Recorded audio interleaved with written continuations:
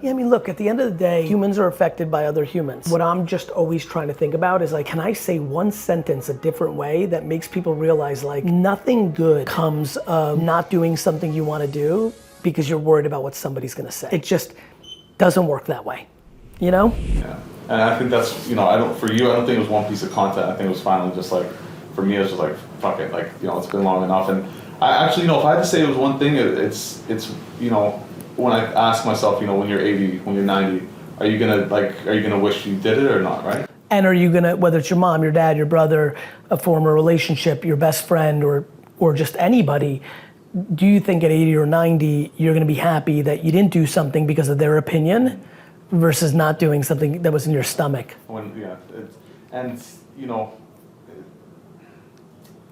Like right now, sorry, what am I trying to say? Go ahead. This is what's good about having time. Yeah, we got lots of that. Speaking of that, I was surprised I even got, I was telling Sid about this, he's like, why'd you get this one? I was like, honestly, there's a couple reasons, I wanted to help see behind the scenes, the brand stuff, but it was a good deal. Like, I agree. Like, it wasn't cheap, but I can't remember exact price, but like 90 minutes plus the 5 days, I was surprised it even got so low. I wasn't planning to get this one. Like, I get it. I agree. Like I'm very comfortable with, not to mention the V content, I'm really excited about this project long term, and like there was some really interesting arbitrage. Mm-hmm. A lot of times I build things for younger me. I almost think a lot of times GaryVee is the person I wish existed for me when I was in junior high, high school. It would have really helped me. Like I had a lot of things that took longer than they could have had I grew up in this era and had a resource like this. And then like this, for example, oh my God, if this existed when I first started Vayner and I could have had a 5-day thing and gotten access to whomever she or he was that I admired is doing something similar, that would have been a tremendous return on my money. Yeah, for sure. But yeah, going back to what I was saying, so, I'm doing Web3, just content, just that, I love the Web3 space. I don't know exactly, I do see me, coming out with a service or a product one day, but I don't know which direction, DeFi, gaming, stuff like that. But I figured this is a good way just to expose myself to all of it, right?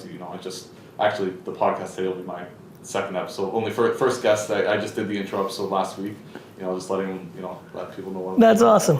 So, it's a big shift for me, but it's something that, when I'm 80 or 90, I'll look back and I'll have wanted to be able to say I tried it, because while I think that I'm going to enjoy it once I'm getting more and more comfortable, the truth is, unless you're going to give something a shot, maybe, I was talking to Dustin, he was saying he tried the vlogging thing, it wasn't for him. Yeah. Right? But he didn't know until he tried it, right? Yeah, that's exactly right. You don't know that your favorite food is a baked potato until you actually eat it. And people eliminate oysters and caviar and foie gras and all these, uni and all these, foods that I love that, people don't, they just, like the amount of people that have told me at dinner, because I order oysters a lot, I'm like, would you like some? And they're like, no, I don't like oysters. And I'm like, have you ever had one? I would say 3 out of 4 had never had it. I was just gonna say I didn't like oysters, but I never really tried them. Yeah, and there's a lot of good oysters from Canada, by the way.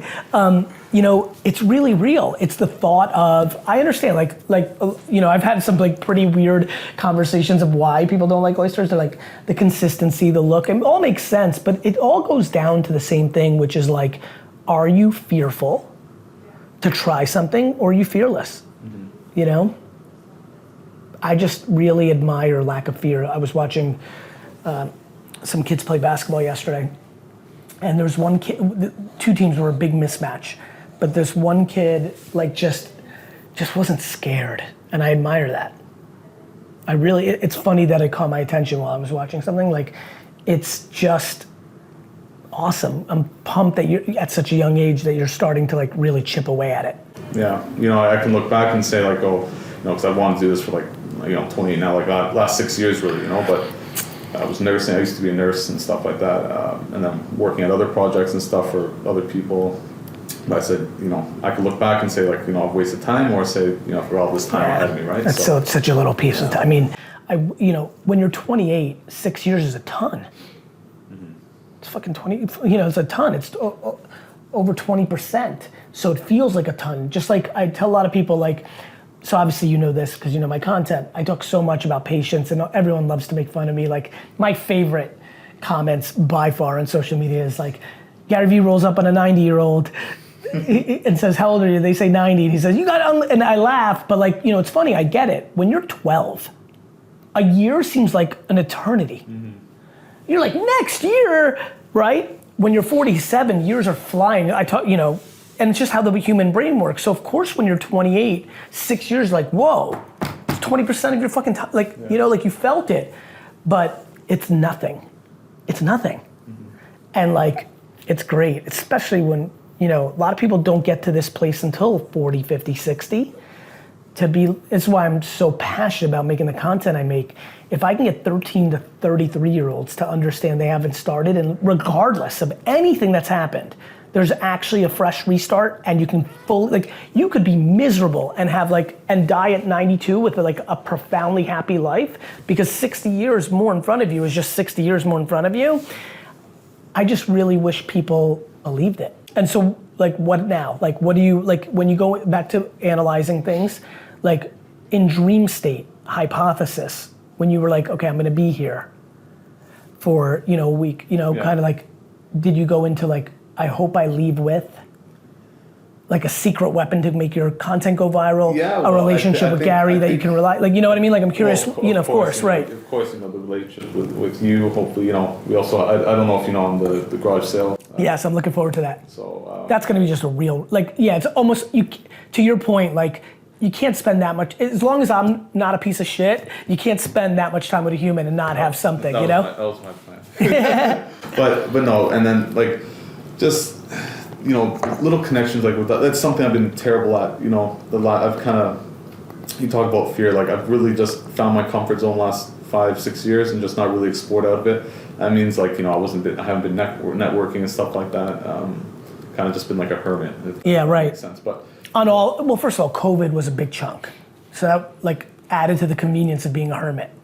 Yeah, honestly, that was like 2.5 years, you know, but like I think about that a lot. Like all of us, even, you know, I am the most extroverted, most network, like most rely on other humans for my energy. And like, I'm like out of practice a little bit. Like I'm like, I don't want to be out from 8 to midnight doing like things like, I'm like it's, you have to like almost restart in some ways, but no, it's good. Friendships, you know, like intimate relationships, dating, business network, like all humans get so much value out of other humans. Mm-hmm. I think a lot about forced perspective. Like this is why I'm actually really trying to get like it shouldn't take a traumatic experience to have, you know, we do so many things for our bodies. Thank God, like, look, 40 years ago, nobody was going to the gym. Like actually, nobody. So, you know, like when I think about that, this is what I look like at 47 years old, like what I would have looked like if I was born 50 years earlier, like left to my laurels, I'd be 215, like I'd be a mess. Well, I think you started, you know, I'm trying to think back all the content you put. You started taking your health more seriously in your 30s, right? Yeah, late 30s, 38 and a half. I always laugh because it was on a plane where I was like, just thinking, and I was like, you know, things are going well, like life's gonna be good, like this is the vulnerability. Like, I could die from a heart attack at 63. You know, I was like, I know that I'm not doing the right things. And here I am running around the world telling people like, you're doing this wrong in business. And I'm like, well, you want like, you know, you want your business to be $1 million after 19 days? That's why you're failing. Same with me. Like, I was too logical to know that 19 days in the gym would fix it. I just didn't want to put in the work. It doesn't come down, you know, I would tell you my own journey on health and wellness is why I have confidence in people's journey in business. Nobody, I'm now 9 years into this journey, and there's not a single morning I wake up and want to do it. Not one. You know, like, it's funny, I've been playing some basketball lately. I played again this morning. I played yesterday and today. Yesterday was a Sunday, and I woke up at 5:30 in the morning to play basketball. And it's interesting because that I love, but like I logically know at 47, it's hard to play basketball. Like it's, after 40, it's a very dangerous sport. Game changes. Yeah, I mean, it's not even about the game, it's about like ACLs, like MCL, like you're so prone in basketball. But it's, but I love it. I'll wake up at 5:30 for it. Whereas like going to do like a chest day or cardio, like I like those, I've gotten to like it, but like it still comes so not natural. So, you know, yeah, I think a lot about that. And I think about business, I think about health and wellness. But lately I've been thinking more about perspective practice. Like we do a lot of practice to like be healthy, eat well, go to the gym. We do a lot of business coaches this. I wonder if, like I always think about like, what are none of us doing right now that's gonna be a thing in 50 years? I think perspective practice. Like this is why, maybe because you're close to my content, like why I tell people like, go and visit a retirement home. Like charity work, like right now, today it's easier for me, back to like what you said about time, it's easier today for me to write a check than to go spend a day, right? Like a kitchen that serves people in need, like so this year, I've already done more things this year in my personal life, visiting friends that have personal situations that require me visiting them, to check on them, to check in. Already more in the first 23 days of this year than I did all of last year. Wow.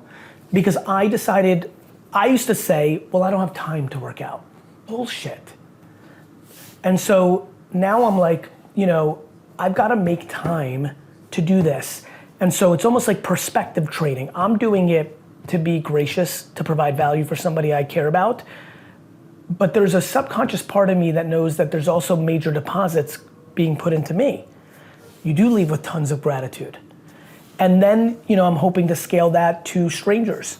Because luckily I'm not in a situation where I have a lot of those in my life. But, you know, I think I really have been thinking a lot about that. Like, what if once a month, 12 times a year, you go out of your way to be of service with your time to somebody or some group of people in need, that also gives you a real look at, you know, a life that, you know, you're complaining about XYZ and like there's people who are terminally ill. I've gotten to a point in my career where, you know, a lot of people are DMing me with like make-a-wish like scenarios. Literally this week in my DM, I'm so glad I made the video. I'm so glad I saw it. I'm so glad I made the video. And the guy who was sick's friend reached out to me and said, I was an inspiration for this guy, and the gentleman passed. And just like fucking like 35 years old. You know, and it's just like, I just struggle worrying about money or reputation, though I care way more about my reputation than money, or like anything, when you just know this is happening every day, and things are happening every day. Yeah, it's I saw something on Twitter, like it hit me really hard last week or the week before. There's some guy like just said, you know, basically like I'm signing off, you know, like I guess he was battling with something terminal and no one knew about it. I didn't even follow the guy, I don't know who he was, but just I'm signing off, you know, it's been a great, you know, loving everyone, like, you know, and it's like, I only have like a few days left or something like that. And I need to like spend it with my family. Yeah. It's just like, and it bothers me. It's one of those things that like, I think a lot about like fear. Like, you were scared to kiss a girl or a guy. You were scared to ride a bike. I was petrified of swimming. I didn't start swimming until I was 9. Only because my sister started swimming at 6, and I heard like my mom be like, Liz, she's swimming. And I like was playing knock hockey at the pool club and literally ran and jumped in the pool and tried to make pretend I was swimming at the same time as my sister. Like, thank God for my competitive juices, but like, I think people fear a lot of things that are mundane in real life, and then like they just seem so simple. Like ever being scared to ride a bike or kiss someone or have sex or, you know, swim or ride a bike, like they become so standard. And I think a lot about that lately, first time, last 5 years of the reverse, which is like, you can only start being appreciative or grateful when something bad happens, and we have to find a way to change that. Yeah. I think I'm so happy because that's not what's happening for me. I actually wake up on a gloomy Monday like this and being like, boom, another fucking day that nothing atrocious happened. Let's go. I really believe that. And it gets really, I think it's why I have such a capacity to do so many things. It's not because I have like more energy, though I have high energy. It's not that I'm like so much more talented. I have put in the reps and have the talent. It's that I'm just not scared. And so that doesn't drag me down. It's tough to do a podcast if you're scared of it. Yeah, and that's for me, you know, like, you talk about like, I look back, I think I've heard you speak about this too, you know, during like teenage years and girls and stuff. Yeah. I look back now, like, I'm like, why was I scared of that? Yeah, like why didn't I ask Mary out? Yeah, and if I look back in 25, 30 years, I'll be like, it's gonna be the same didn't thing. I start the podcast? That's why I focus so much on 20, 30-year-olds and even 40-year-olds, I would say, because they have, you know, 13-year-olds, because of TikTok, I have a very young crew, they don't have context. But what you just said is everything to me. Like, think about the people that didn't go to the college that they wanted to, didn't ask out the person that they want. I mean, I literally have active knowledge of friends who still are like depressed they didn't ask somebody out 25 years ago. Like, it just bothers them. And like, I'm like, cool, no time machines. You're actively doing that right now with this. You've been saying that you want to move out of New Jersey your whole life. The fuck are you doing in New Jersey? I love Jersey, by the way. Like, don't clip that inappropriately, but like, I don't want to hear from friends who are like, I want to move to a warmer weather place. I want to move to a warmer weather place. I want to move to a warmer, and then equally they're spending all their time saying, I wish in high school. I'm like, you're doing it, like, cool. You're not going back to high school and being able to do that. But right now, you've been saying for 4 years that you're going to move to a warmer weather place. Not asking out Mary is the same thing as not moving to fucking Florida or Texas or Arizona or whatever fucking is on your mind. Yeah. It's a big deal. And that is why, because they do know. You can recall just, you're 28, you can recall 12 years ago like a piece of cake and be like, fuck, I wish I. Because people don't want rejection. Yeah, well, it's the fear, right? It's made fun of, or like looking bad in front of your boys, of like, ha ha, like. It's funny, I have a friend who's got an 8th grader who asked a girl out and it kind of went, it botched, but not bad. As a matter of fact, I think they just went on a date, so I'm super pumped for him. And all his boys made fun of him, and he just looked at them all and said, like, at least I had the balls to ask someone out. And I was like, that's it. Nate, who now runs my foundation, who's my partner in Empathy Wines. We played tennis a bunch a couple summers ago, and I beat him in all 6, 7 matches. We only played one set. And in 2 of those matches, he was up 5-2. And I came all the way back and won 7-5. And for like the next 2 years, I would we would have so many meetings. He was my chief of staff. So we would have all these meetings and there'd be no segue for me to bring it up, but I just wanted to bring it up. And finally, and you know, I'm his guy, like, you know, I'm the boss. Like, I get why he wouldn't say anything. And I finally grabbed him, I was like, hey, the next time I say this, I want you to look at me and say, what's your handicap? Because he's a scratch golfer. Scratch. Yeah.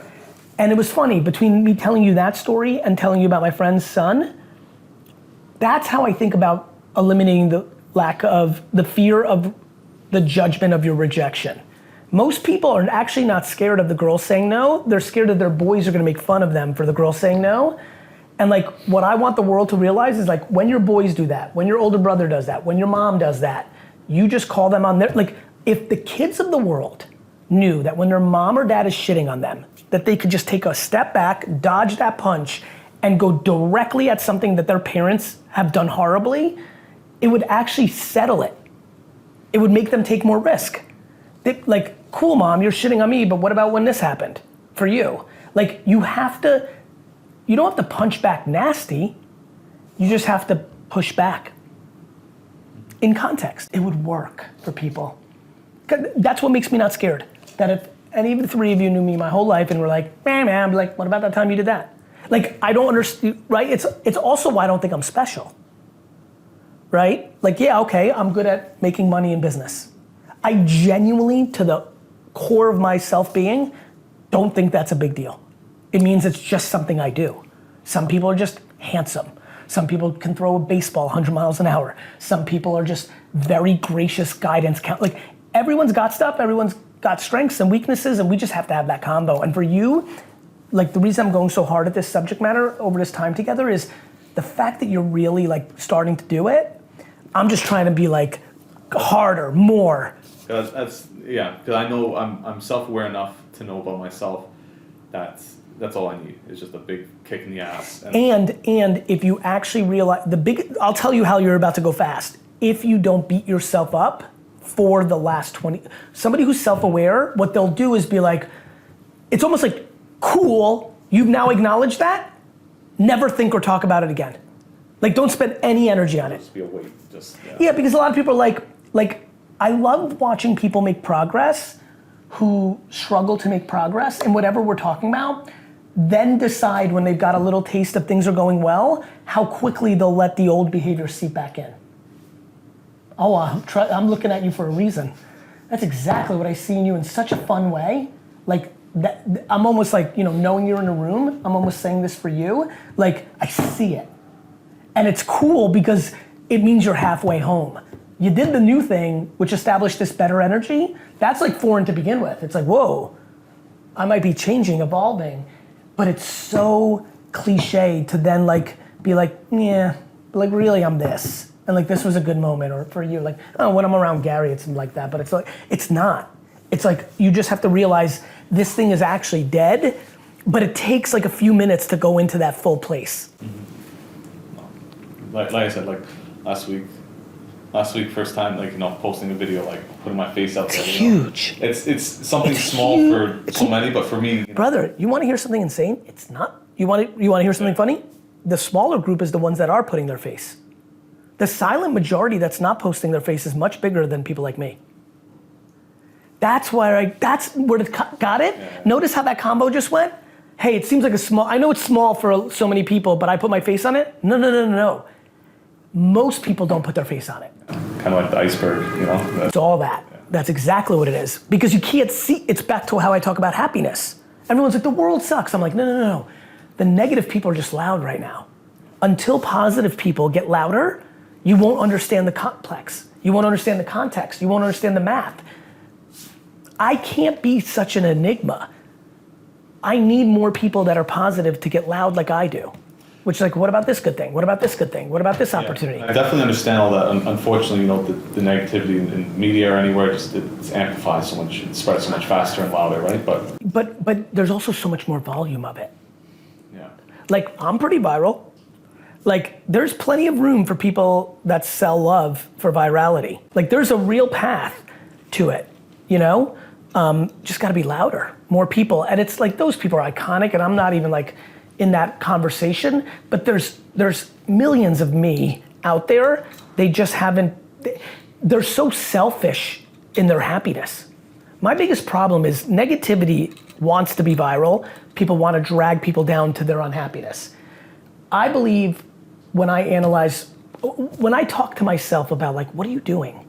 What I'm interested in is my generosity of the positivity. I notice all the people I've come across in life that are like me just keep to themselves and enjoy their happiness. I'm willing to take the fucking arrows and all the shit that comes along with putting yourself out there for the purpose of positivity. Mm-hmm. And I think a lot more happy people have to take on that challenge. Yeah, that's, I've thought of it like that. It's almost like you're doing like a noble, because the reason I'm identifying is because I can see myself a little bit like that, like I can see like I'm kind of like one of those people, that. Well, it's probably what attracted you to me, right? Mm-hmm. Like you could see it. I agree with everything you're saying, like, it's why you're pushing yourself. Yeah. It's why you're pushing yourself. It's cool. If that's your engine, then you're really gonna have a good time at this. Yeah. Like for me, I think a lot of people do what I do for a living for the money and the fame. For me, it's for the satisfaction that I didn't live life selfishly. That is great joy for me. I really enjoy it.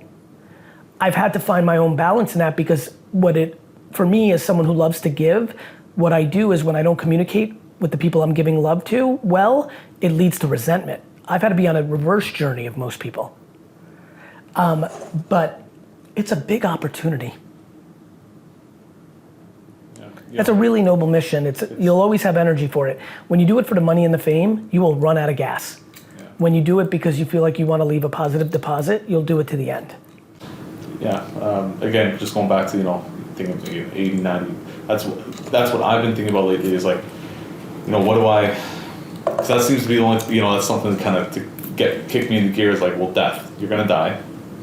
So when you do die, do you want to be able to look back and say like what did you leave like the world with, right? What was your lasting impression? Did you just do nothing or a hermit, or were you negative, or did you leave with a bunch of positivity? Right, positive, neutral, or negative. Yeah. Right now I'm neutral. But you're not, because you've already started the positive journey, true. Which is huge. Yeah. And I was talking to Dustin earlier, like it's once like a train. Once I get going, like I can feel it, like the momentum. The game plan, the strategy. I mean, the individual creatives, those always need tweaking. But the strategy, I just tell people just follow what you say. It's just so simple. Just the volume. Volume is going to dominate, right? I do obsess a little bit over the quality, but I do too. But I think quality is subjective. Yeah. Quality is subjective. What Dustin thinks is a quality BMX video is not something I even want to consider watching, let alone beginning to judge if it is. If you're not interested in buying things at garage sales and selling them on eBay, trash talk is very low quality. Meanwhile, thousands of people have emailed me that it's the thing that got them to get clearing debt or creating a nice family vacation. That is massive value. When the two themes of trash talk are, I cleared debt, oh my God, I can't believe it, by buying t-shirts and trinkets and mugs at garage sales, or my family had a nicer vacation both of those are profoundly top 15 things in life. But if you're not interested, the reason I always love volume is the numbers is not a debate. If you post 19 times a week versus 4, you've posted 19 times versus 4. This concept of my 4 are quality and your 19 aren't, Gary, that's insecurity and ego debating with me, not truth. If that, we don't have a universal quality guide. There's too much interest and intrigue and too many nuances, and so somebody said to me that I know pretty well, that's of my age, he's like, Gary, I gotta really cut social out. It's just like a complete waste for me. And I'm like, cool, brother, but I know you, and what you were doing in that same time was just watching TV, which is fine, not negative or positive. One could argue that you have way more control over your algorithm. For example, one thing I'm fascinated about, I have to make a piece of content about this. I've completely changed my algorithms. I just decided that I wanted to see a lot more business news because I'm making a lot more green screens, right? And so instead of spending time, this is so funny. You know how people are like, social media is a waste of time? I just made social media a time efficient machine for me. I and the team look for headlines for me to make content to talk about. When the team's sharing stuff, what they think is good, and a lot of times it works and a lot of times it doesn't work. I'm not into that, I don't want to talk about that. So I've put it on myself. So a lot in the last 30, 40 days, 60 days, I'm spending 10, 15 minutes looking for headlines and news that's a lot of time in my life right now where I'm at. And then I realized wait a minute, I'm just gonna follow 50 accounts on Instagram and TikTok that I looked at their accounts and I'm like, this is exactly the kind of imagery that I would do a headline against. And let me just follow, and now it's coming to me. I changed my entire algorithm. Everyone's like, the algorithm. The algorithm just wants you to stay on. So if you show the algorithm that you want, so literally the number one hack for everyone in the world that claims they're unhappy with social is to go to the search bar on TikTok or Instagram and search the subject matters they think are bringing them value, follow 50 accounts, like their content the first time they show up, and your whole algo will change. It's the fact when you keep dwelling on that negative stuff, keep consuming it, of course it's just going to keep... Of course. If you're going to rubberneck to car crashes, you're going to be upset. If that's all you do. I think there's a profound... this goes back to self-accountability. When I was growing up, it was all bashing TV. Kids are watching too much TV. Kids are watching too much TV. Kids are watching too much TV. It's just this, it's the way the world turns. Yeah, it's been really interesting changing my algo. It's been good. Yeah. Very efficient. I was watching, I saw you posted something too about sometimes you, I thought it was funny. Sometimes you really try to mess it up. You'll search pickles or stuff like that. Yeah, just to learn. Yeah. It's kind of I think social media is like a wild horse. Either you're gonna figure out how to tame it and work for you, or it's gonna run wild and be a bull in a china shop. it's bullfighting. Either you can tame it or you are gonna get pierced by it. Yeah. And I think that's on the person because every person can delete the app. Yeah. I hate this thing, delete. Yeah. Discipline. Yeah. No, that's good insight. It's really interesting, but like definitely for learning, like I'm really actually like feel like I'm more on top of shit right now because of the way my feed is going. In terms of? I'm just seeing a lot of like I'm by nature am like a very good entrepreneur, but like I'm not a macro or micro economist. Right. So like I'm not like with what's going on with the recession or potential recession or whatever people want to call it, the global economy, like I'm enjoying the headlines I'm getting, and then what I'm doing is, social's very fast, so I'll see a headline of like, this is, the US may default. I'm like, what is that? Like, I'm not like I know the title, but then like, because I saw it in the feed, and because it was Sunday afternoon, and instead of like sitting down and reading a book, it's amazing. Reading a book on a Sunday afternoon with like a nice cup of tea or glass of wine, that seems like very classy. Being on your phone seems like, right? But like for me, it was like, boom, to then Google, to then I'm like in school. Yeah. But it's on my phone. No, I know, it's people are judging the medium instead of what you're doing inside of it. I started, and I was really like if you want to look at, judge a page by its success on views, on TikTok, of course, I was really going well. There was like some crypto stuff I was covering, kind of educating people on what was going on. Broke my leg, kind of felt, the pain only lasted so long. Then I fell out of you got out of rhythm. The fear came back in and stuff like that. Why break down the fear for me for 5 seconds for fun? I think it's just what people think? Yeah. And was that a cultural thing? Was that a family thing? Like I think, for example, I'll give you an example. I'm incredibly private. Mm-hmm. People are confused by that when I say it, but like I don't share my personal life and never have. Mm-hmm. But I think that's a family history thing because my family grew up in the Soviet Union, and the only way you survived in the Soviet Union was by privacy. Yeah. Everyone was scared. Yeah. If somebody tattletaled on you, and the government would put you in jail or worse. So for generations, my family's like, you don't talk about anything. So that's interesting. So you're saying that that mindset you developed there, that was more from how you were raised instead of, I always thought that was just you were sheltering your family, like your personal stuff from the public, or maybe a bit of both there. I think it was naturally in me to be private. And then I think I quickly understood that I had it. Like I remember vividly being a year into Wine Library TV and being like, oh, like a lot of people may know who I am one day. Yeah. Like knowing that there was more. And so I feel like I consciously knew that it would be a good thing to protect that. But that wasn't that was the number 2 thing. The number 1 thing was my whole life I've been private. It's my natural state. I don't want to, it's very funny. It's very empathetic, by the way. One of the reasons I'm private is that I don't want other people to have to worry about me. My biggest weakness up to this point in my life is the inability to be vulnerable. I just don't want to put baggage on people. People have their own, it's also my greatest gift. In a world where I know most people are struggling with shit, and really, the things that I struggle with are like it's just shocking to me how little ability I have to dwell on my biggest concerns. The thought that anything lasts a day is profound. Yeah, I was listening to a podcast with you and Stephen Bartlett. Yes. About how he said it was very, very rare for it to make it to the next morning. So. Yeah, it's very.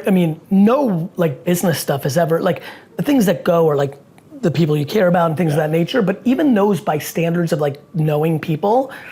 So that's another reason why I struggle with like going there. It's like there's really not that really like my mom is like really the person that I'm wired like, but like it's your mom. I don't like anything I'm worried about is she's gonna worry about it 10 times more. So that's like not, this is why therapy is so profoundly important for people. Like, it's an outlet. And like a lot of people use their friends, but then they're dragging their friends down. Like if you're inherently struggling, you need to get that poison out. But people get it, right? Like if they're doing that with their best friend, they'll watch their relationship with their best friend deteriorate based on that, because no human, no matter how fucking empathetic they are, is really like gonna be drawn to, you know, rain and frowns 24, like, right? And so like, I've been thinking, and then I think a lot about the cost of therapy. So that's been a huge one for me lately. I'm like, okay, cool, Gary's on a podcast and be like, go do therapy. All right, who the fuck has like, I don't know, you know, 100, I don't know what the pricing is. I'm sure there's online things, but like, there's just like, just think about like new alternatives to get it. Like, so one thing I've been very fascinated by, back to like where you went, like, I've been thinking a lot about this concept of, I said it earlier, what are people gonna do in 50 years that nobody does now? One of my hot takes is, one of the things humans are gonna do is go into the woods and just like yell it out. I'm not kidding. I'm like really hot on this. You know how like weird trends start, like, you know, like diets or like fads or like, you know, everything from veganism to carnivore to CrossFit. Like, I really think yelling and getting shit out is really good. Breathing, the breathing thing's really interesting to me. Like, one of my favorite things is on my text thing to just send a text and be like, just take a deep, deep, deep breath and physically smile. I am fascinated by what people send me back. And I know this to be true because I do it. I've been doing it more. Like, I've been like trying to figure out that more and more for me. I'm very interested in it. Just kind of taking a pause in this. Well, it's just like, it seemed like, again, when you get F's in science and you haven't done the homework, like I haven't, I'm intrigued by all the headlines and the conversation in popular culture about the values of breathing, and like seemingly without any education on this, I feel intuitive that it's right because I'm on the receiving end of it. I just think a lot of people they're just a little, like, again, it's how my brain works. It's how trash talk started. Hey, you should invest in companies like I did. Cool, who's got $25,000 to fucking throw it? Like, you know, like I was risk tolerant to do that. It's not like I even had that much, because at the time I had so little money, but I was just like okay with like that risk. Most people aren't. So it led to like, okay, fine, I'll teach you how to buy things for $1 and sell for 13. And same with this, like I really want people to start doing more therapy. Oh shit, a lot of people who listen can't for a million different reasons, financially, taboo in their family, like they can't get through the taboo. Okay, well maybe breathing is it. And like breathing is fucking free. It's simple. It's fucking simple. Like I'll do it right now and feel like I actually feel something like, it's really fascinating to me. Like I genuinely feel less pressure. Like, I don't know, it really calms this. I mean, I know there's incredible science behind this truth, but like, I just want that to be as real as working out. I believe more people wake up and do an hour workout a day than people take a deep breath with purpose to reset their anxiety level. I believe that to be true. I could be wrong, but that's my gut feeling on what's going on, and like that's the stuff that excites me. And I just think like in New York City, so much stress, like driving an hour to Jersey or Long Island or somewhere close, going into the woods and just like saying all the things you wish you could say to like people, no different than therapy. I have this weird feeling it's gonna become a thing because I think people wanna be outside more, this, that, like those are things, whether that becomes a thing or not, though, that's how I like to create ideas. In terms of technology, people say, oh, technology's bad. I'm just really optimistic on technology. Like not just obviously Web3 and stuff. But you're talking about like artificial intelligence and all that. Yeah, like that's a good one. That's right. Everyone's like, this is gonna ruin everything. Right. I'm like, that's what you said about tractors. That's what you said about the TV. No, it's just got the ability to improve everyone's lives so much. Like, so much. You can focus. The amount of humans that are gonna be able to focus on something more productive. Not to mention what nobody's talking about, like with ChatGPT, right? Mm. This is so bad. I'm like, it's teaching critical thinking. You have to still tell the machine. It's like search engines. Like when I first started using search engines, I was bad at it. Mm-hmm. I was like, what was it? It was like skill. Yeah, it's like no assistant. Right. It was like wine, and then later it's like, you know, where are the, you know, same with this. Like right now with all the AI, people are like, write a paper for me about this. Later it's gonna be like, okay, write this paper about Lord of the Flies in the voice of a saint from the 1500s with a cynical point of view to Birdie's situation, like it becomes critical thinking. For me, as someone who's creative and likes to see different angles, it's gonna be profound. Yeah, for creatives especially. It's like, even myself, you know, I was talking to Dustin about content, like, do you edit? I'm like, I can do simple editing, but I don't mind doing it, but I don't like, in the moment, I don't like editing because I'm thinking like, oh, I could be spending this time doing, you know, coming up with content or something, right? I was telling about a few tools out there. You know, obviously people have heard like ChatGPT and DALL-E, some of these images. But I think it's gonna be really cool. You know, I think video, like I'm really big on. I think video is like the most liked medium for consumer content. The big concern I have is with deepfake. Yeah. I believe that video proof has been the judge and jury of our society for the last 70 years. Yeah, that's a tricky one. Yeah, I'm really worried about that. Could you imagine the bad guys being able to be like, that video's not true? I saw one, and like it took me, I think it was like Elon, something, and it took me like it took me like probably 10 seconds at least to like, and I only could tell, it wasn't really because the face and the voice weren't lining up, it was just like what he was saying. I was like, no, it didn't make sense. But it's good, it's scary good. Oh no, I fully believe that in 46 months, there'll be unlimited videos of me saying things that I've never said.